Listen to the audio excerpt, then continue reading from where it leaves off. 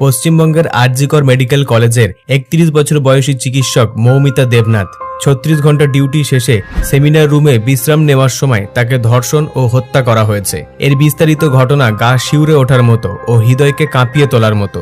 বলা হচ্ছে সম্পূর্ণ ঘটনাটা সেমিনার রুমে হয়েছে। তবে এই ভিডিও শেষে এমন কিছু রেকর্ডিং আপনাদেরকে শোনাবো যেটা শোনার পর উপলব্ধি করা যায় আদৌ ঘটনাটা সেমিনার রুমে হয়নি, বরং ডক্টরদের রুমের মধ্যে এই ঘটনা হয়েছে।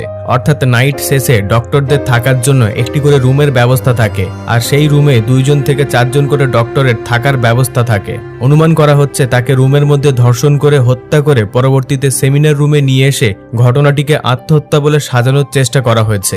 মৌমিতাকে যে 2 জন হাত ধরে রেখেছিল তার মধ্যে একজন নারী তারই কলিগ। একটা মেয়ে হয়েও সে কিভাবে নিজের নারী বন্ধুর সঙ্গে এমনটা করতে পারলো? একটা শরীর, 18 থেকে 20 জন পুরুষ, 113টা কামড়ের দাগ, 150 গ্রাম বীর্য পাওয়া গিয়েছে